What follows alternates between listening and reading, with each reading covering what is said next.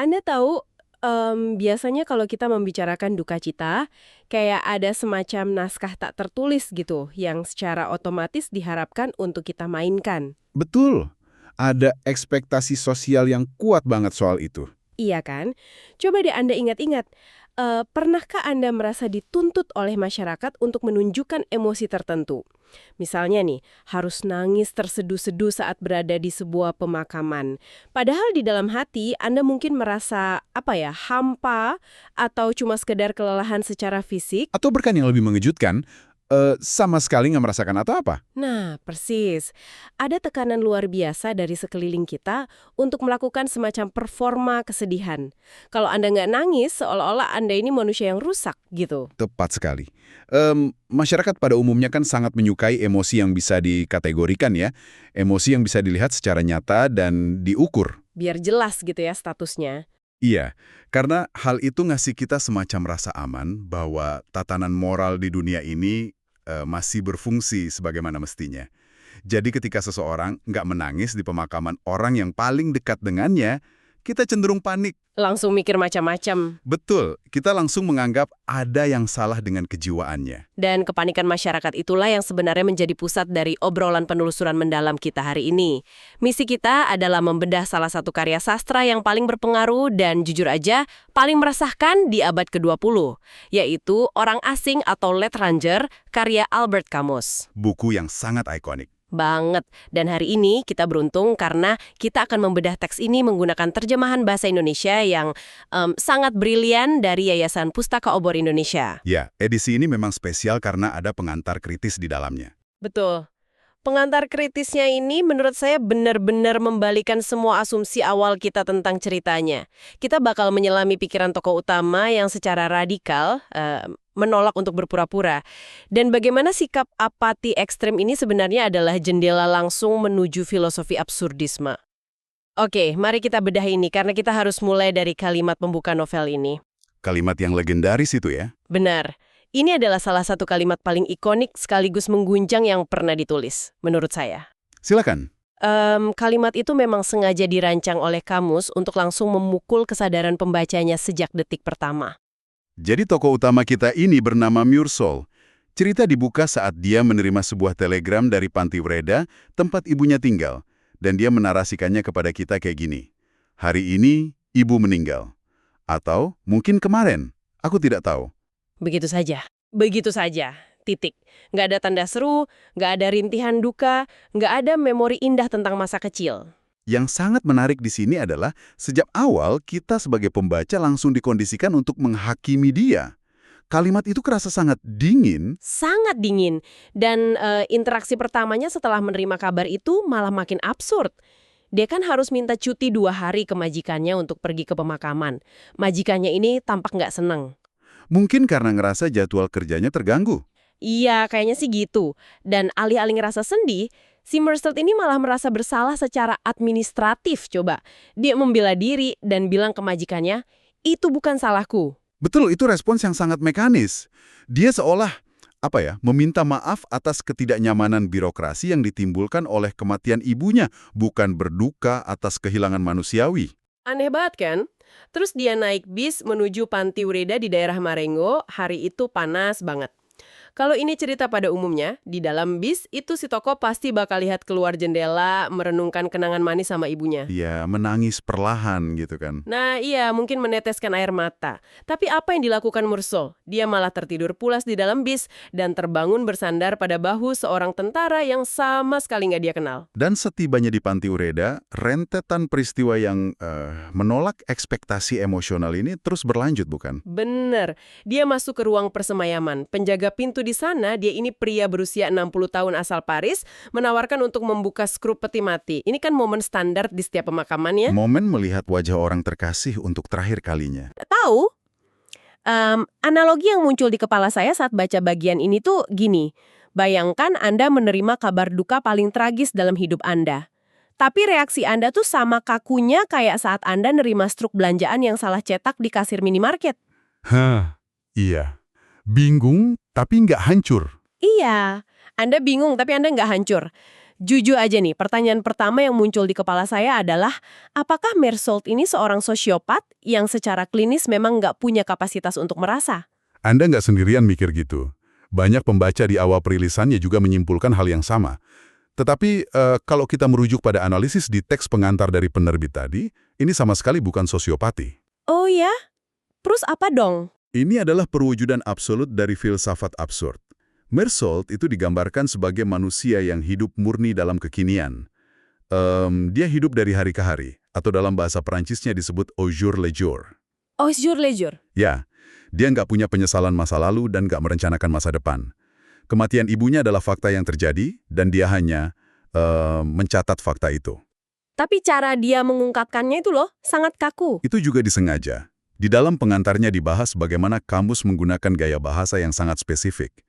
Jean-Paul Sartre, filsuf terkenal itu, menyebut kalimat-kalimat kamus dalam buku ini terpulau-pulau. Tunggu, terpulau-pulau? Maksudnya kayak pulau yang terpisah-pisah gitu? Apakah dia sengaja bicara kayak robot? Tepat. Bayangkan setiap kalimat adalah pulau kecil yang berdiri sendiri, tidak dijembatani oleh emosi yang mengalir. Kamus juga banyak pakai kala waktu yang berfokus ketat pada masa kini. Ini bukan sekedar gaya-gayaan loh. Terus apa tujuannya? Ini adalah pemberontakan kamus untuk mematahkan tradisi panjang kesusastraan burjuis Prancis. Bisa Anda jelaskan sedikit tentang tradisi burjuis ini biar pendengar kita dapat konteksnya? Tentu, sastra Prancis klasik itu biasanya sangat melodramatis. Tokoh-tokohnya yang seringkali berasal dari kelas menengah ke atas akan menghabiskan puluhan halaman cuma buat menganalisis satu emosi kecil. Oh, yang mendayu-dayu gitu ya? Iya, membedah kesedihan mereka, mencari makna filosofis dari air mata mereka. Nah, kamus datang dan menghancurkan itu semua. Dia menciptakan tokoh yang melihat dunia secara datar. Nggak ada makna tersembunyi. Wah, dan kedataran itu benar-benar kerasa menyiksa banget saat malam berjaga di depan peti jenazah. Suasananya kan sangat canggung. Mersault nggak berdoa. Dia sempat ragu-ragu sebentar. Menyadari ada norma sosial yang dia langgar. Benar, dia sadar di depan jenazah ibunya mungkin dia nggak seharusnya melakukan itu. Tapi kemudian dorongan fisiknya menang. Dia memutuskan untuk minum kopi susu dan merokok tepat di depan peti itu. Sementara teman-teman ibunya duduk diam. Iya, teman-teman ibunya dari Panti Ureda duduk ngelilingin peti dalam diam yang mencekam. Dan alih-alih fokus pada kesedihan mereka, tebak perhatian Mersault tertuju pada apa? Pasti pada hal-hal sensorik. Tepat pada hal-hal fisik yang paling sepele. Ada satu wanita teman ibunya yang terus-terusan nangis terseduh-seduh. Dan Mersault bukannya bersimpati, dia malah merasa terganggu dengan suaranya. Dia merasa terganggu. Yah, perhatiannya benar-benar tersita oleh suara aneh kayak suara decak mulut, bunyi kecap-kecap dari orang-orang tua itu yang menghisap bagian dalam pipi mereka karena mereka udah nggak punya gigi. Dia nggak melihat jiwa-jiwa yang berduka. Dia cuma melihat sekumpulan tubuh fisik yang mengeluarkan suara-suara mengganggu ya. Benar banget, dia mengamati mereka kayak ngamatin benda. Dia kan memang secara konsisten merespons rangsangan sensorik, bukan rangsangan emosional. Dan kalau kita perhatikan, tema dominasi fisik atas emosi ini mencapai puncaknya keesokan harinya. Di hari pemakaman itu sendiri. Oh, adegan pemakaman itu luar biasa intens sih. Tapi ketegangannya bukan dari air mata. Semuanya tentang panas yang ekstrim. Panas matahari Aljazair. Iya, matahari menekan begitu kuat sampai aspal jalanan tuh meleleh dan menempel di dasar sepatu mereka. Ada satu tokoh bernama Thomas Perez, dia ini sahabat dekat atau semacam tunangan ibunya selama di Panti Ureda. Yang sangat emosional itu kan? Betul. Perez ini terus tertatih-tatih ngejar prosesi, dia nangis terseduh-seduh, dan bahkan pingsan berkali-kali karena kelelahan dan kesedihan yang numpuk. Kontrasnya sungguh tajam. Benar. Di satu sisi kita punya Perez yang mewakili duka cita tradisional yang hancur lebur secara emosional. Dan di sisi lain kita punya pahlawan kita, Mersault, yang saat lihat Perez pingsan, dia cuma mencatat betapa merahnya wajah Perez dan betapa lengketnya aspal yang diinjaknya. Benar-benar observasi visional aja. Cuma itu. Dan penutup yang paling membagongkan dari acara pemakaman ini adalah ketika semuanya selesai, satu-satunya hal yang dirasakan Mersault, satu-satunya kelegaan di dadanya adalah pikiran bahwa dia akhirnya bisa kembali ke Aljazair dan tidur selama 12 jam penuh. Jika kita menganalisis elemen sastra di sini, alam khususnya matahari bertindak seolah-olah sebagai entitas yang sadar. Gimana tuh maksudnya? Matahari itu menekan, menyiksa, dan mengambil alih kendali atas jalannya acara. Bagi Mersault, kesedihan manusia itu abstrak, nggak nyata. Tapi keringat yang mengalir di lehernya, rasa sakit di matanya karena silau, itu sangat nyata. Sesuatu yang bisa dia rasakan langsung secara fisik. Tepat, matahari mendominasi segalanya, menggantikan peran emosi yang seharusnya ada di pemakaman tersebut. Oke, jadi kalau pemakamannya saja merupakan penolakan total terhadap duka cita performatif yang dituntut masyarakat, lalu apa yang ngisi kekosongan emosional Murso? Disinilah ini menjadi sangat menarik karena apa yang dia lakukan di akhir pekan, tepat sehari setelah nguburin ibunya, benar-benar melanggar semua tabu sosial. Hari Sabtunya ya? Iya, hari Sabtu. Murso bangun, menyadari bahwa ini adalah hari libur, dan keputusan pertamanya di pagi hari adalah pergi berenang di laut, di pelabuhan. Sekali lagi, dia merespons dorongan fisiknya. Laut, air dingin, kebebasan fisik. Betul. Dan di pelabuhan itu dia kebetulan ketemu sama Marie Cardona, mantan jurutik di kantornya yang ternyata dia sukai. Mereka berenang bareng, tertawa, dan ada detail sentuhan fisik yang intim banget di atas pelampung, di mana Murso meletakkan kepalanya di perut Marie. Padahal baru kemarin ibunya dikuburkan. Ya kan? Malam harinya mereka merencanakan kencan pergi ke bioskop. Dan bukan film dokumenter atau drama sedih yang mereka pilih. Mereka malah nonton film komedi konyol yang dibintangi oleh aktor komedi terkenal saat itu, Fernandel. Pilihan yang sangat kontras. Sangat. Dan di tengah kencan, Marie menyadari sesuatu. Dia terkejut lihat Mursault pakai dasi hitam yang biasanya dipakai untuk tanda duka cita. Ketika Marie bertanya, Mursault dengan datar jawab kalau dia baru saja nguburin ibunya kemarin. Reaksi Mary saat itu pasti mewakili reaksi kita semua sebagai pembaca ya. Sangat mewakili. Marie terdiam, dia shock, dia mundur sedikit. Tapi Mursault sama sekali nggak merasa perlu untuk ngejelasin atau membela diri.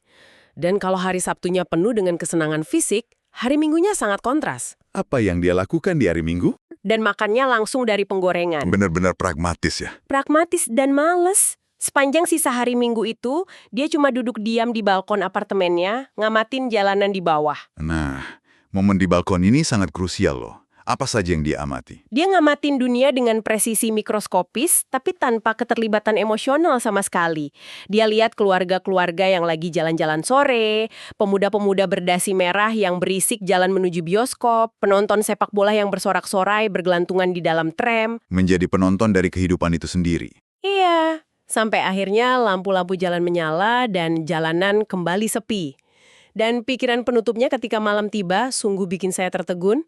Dia membatin, hari Minggu telah lewat, ibu telah dikuburkan secara ringkas, tak ada yang berubah. Tak ada yang berubah. Itu adalah pernyataan eksistensial yang sangat kuat. Tapi saya harus mempertanyakan ini nih, tolong bantu saya memahami. Anda nguburin ibu Anda di hari Jumat, Ya. Di hari Sabtu Anda berenang, goda perempuan di pantai, dan tertawa nonton film komedi konyol. Dan hari Minggu Anda yang menyimpulkan nggak ada yang berubah.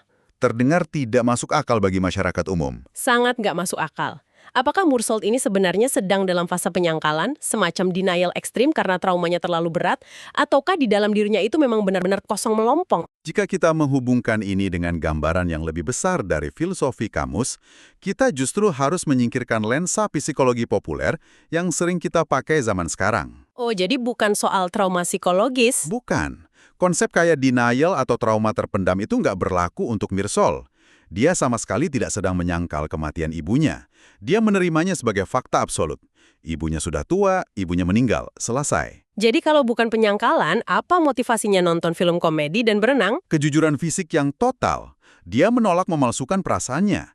Masyarakat mengharapkan pertunjukan kesedihan, sebuah performative grief. Kayak harus pakai baju hitam-hitam gitu ya? Ya, kita diharapkan pakai pakaian serba hitam, ngurung diri di kamar, nolak makan, dan menangis. Kalau kita kelaparan setelah pemakaman, kita diharapkan menyembunyikan rasa lapar itu karena dianggap tidak sopan. Tetapi Mursault menolak berbohong. Wow, dia benar-benar mengikuti tubuhnya. Betul. Dia merasa panas, jadi dia berenang. Dia merasa tertarik pada Marie, jadi dia merayunya. Baginya, kematian ibunya adalah sebuah kebenaran yang absurd yang sudah terjadi dan nggak bisa dibatalkan, sementara kehidupan fisiknya terus berlanjut. Masuk akal sih. Penolakannya untuk memainkan sandiwara moralitas inilah yang secara definitif menegaskan statusnya sebagai orang asing. Dia asing terhadap tata krama kepalsuan masyarakat. Kejujuran radikal tentang kondisi fisik, saya bisa memahami argumen itu, ya, meskipun itu bikin kita agak nggak nyaman bacanya. Tapi, em, kejujuran radikal itu berubah menjadi sesuatu yang jauh lebih gelap dan menakutkan ketika kita lihat bagaimana dia berinteraksi dengan tetangga-tetangganya pada hari Senin. Hari Senin. Ini bagian yang paling bikin banyak orang geleng-geleng kepala. Iya, kalau di akhir pekan kita lihat dia nolak ekspektasi emosional. Di hari Senin kita ngelihat ketiadaan kompas moral yang absolut. Mari kita buktikan itu. Apa interaksi yang paling mencolok di hari Senin itu? Dimulai dari jam istirahat kantor. Dia dan temannya, Emmanuel, dengar suara truk barang yang lagi melaju. Tanpa alasan yang logis, mereka lari ngejar truk itu. Mereka lompat ke atas truk, ketawa terengah-nyengah, bersimbah peluh, dikelilingi suara mesin dan debu jalanan. Kegembiraan murni dari sensasi fisik ya? Iya, kegembiraan fisik semata dari sensasi berlari, tanpa tujuan apa-apa. Oke, itu nggak berbahaya. Tapi sepulang kerja, interaksinya di gedung apartemen menjadi sangat meresahkan. Apartemennya ini kan memang dirancang oleh kamus sebagai mikrokosmos dari absurditas. Kita punya toko Salamano misalnya. Ya ampun, Salamanono. Si tetangga tua itu. Salamanono ini punya seekor anjing peliharaan. Dan mereka udah hidup bareng selama 8 tahun. Tapi anjing itu menderita penyakit kulit parah. Bulunya rontok dan dipenuhi kerak-kerak coklat. Sangat memprihatinkan kondisinya. Dan ini bagian yang komikal tapi menjijikan. Wajah Salamanono yang menua itu juga dipenuhi kerak kemerahan. Sampai-sampai secara fisik dia tuh mirip dengan anjingnya. Tapi mereka saling membenci dengan brutal. Kebencian yang jadi rutinitas. Benar, setiap hari, rutinitas mereka adalah Salamanono nyeret anjing itu jalan-jalan sambil terus memaki dan mukulin si anjing tanpa ampun. Si anjing ketakutan dan melolong, tapi besoknya mereka ngulangin siksaan itu lagi. Marsault lihat ini setiap hari dari jarak dekat. Dan bagaimana reaksi Marsault melihat kekerasan rutin ini? Dia sama sekali nggak ngerasa kasihan pada anjing itu, dan dia juga nggak ngerasa marah atau jijik pada Salamano. Dia cuma ngamatin itu sebagai sebuah fakta rutinitas saja. Nggak ada penghakiman moral sama sekali. Sama sekali nggak ada. Tapi ketiadaan empati ini menjadi sangat ekstrim pada pertemuan berikutnya. Dia ketemu sama tetangga satu lantainya yang bernama Raymond Sintes. Raymond ini karakter yang sangat bermasalah. Banget. Rumor di lingkungan apartemen secara gamblang nyebut kalau Raymond ini adalah seorang germo. Dia hidup dari uang perempuan-perempuan, meskipun Raymond bersikeras ngaku dirinya penjaga toko. Penjaga toko ya? Iya, penjaga toko katanya. Badannya pendek, bahunya lebar, dengan hidung pesek kayak petinju. Raymond ngundang Marsault masuk ke kamarnya, nawarin sosis berdarah dan anggur. Marsault nerima gitu aja tanpa ragu. Dan di dalam kamar itulah, Raymond membeberkan masalah yang sedang dihadapinya, yang pada akhirnya menarik Marsault ke dalam masalah besar. Tepat. Tangannya diperban karena dia baru aja berkelahi dengan saudara laki-laki dari perempuan simpanannya. Raymond cerita tanpa rasa bersalah kalau dia yakin simpanannya itu curang. Dia nemuin karcis lotre dan surat gadai gelang yang dicurigai dari pria lain. Dan apa hukuman yang dia berikan? Sebagai hukumannya, Raymond ngaku telah mukulin perempuan itu sampai berdarah. Dia bahkan bilangnya dengan bangga loh bahwa dia menamparnya dan memukulnya. Tapi Raymond merasa pemukulan itu belum cukup. Dia ingin menghancurkan perempuan itu secara mental. Disinilah Marsault diminta turun tangan. Apa rencana Raymond? Ini nih yang bikin merinding. Rencana balas dendam Raymond adalah dia ingin nulis sepujuk surat yang sangat manipulatif. Buat mancing rasa bersalah perempuan itu biar dia mau kembali ke apartemen Raymond. Rencananya, begitu perempuan itu datang dan menyerahkan diri, Raymond akan menidurinya. Rencana yang sangat keji. Dan belum selesai. Tepat di saat perempuan itu merasa aman, Raymond bakal meludahinya, mempermalukannya, nendang dia keluar dan manggil polisi susila untuk menghancurkan hidupnya. Dan karena Raymond merasa dirinya nggak pintar merangkai kata, dia minta Marsault untuk nulisin surat jebakan itu. Dan keputusan Marsault di titik ini adalah kunci dari seluruh karakterisasinya. Keputusannya bikin saya frustrasi banget.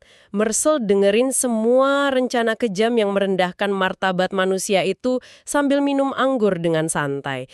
Dia nggak ngehakimin, dia nggak coba mencegahnya. Dia malah setuju untuk nulisin surat itu dan setuju jadi teman Raymond. Dan ketika ditanya kenapa dia mau melakukan itu, Marsault cuma jawab, sama saja bagiku. Tunggu dulu, Saya butuh Anda membedah ini. Kalau sekedar nggak nangis di pemakaman, oke, saya paham soal nolak performative grief tadi. Ya, itu masih bisa diterima akal. Tapi dengerin pria yang baru aja nyiksa seorang perempuan, lalu dengan sadar membantunya menyusun jebakan psikologis yang kejam, murni karena, itu nggak penting? Ini bukan sekedar apatis, ini menyeberang ke wilayah kejahatan absolut dong. Gimana kamus bisa menjustifikasi ini? Hal ini memunculkan pertanyaan penting tentang sifat dasar dari moralitas kita. Meursault tidak mewakili kejahatan, melainkan ketiadaan struktur moral itu sendiri. Ketiadaan struktur moral, maksudnya gimana? Bayangkan begini bagi Anda, milih antara ngebantu nyiksa seseorang atau nolong mereka adalah pilihan moral yang sangat berat. Tapi bagi Meursault, milih untuk nulis surat menjebak perempuan itu rasanya persis sama kayak milih apakah pagi ini dia bakal pakai kemeja merah atau kemeja biru.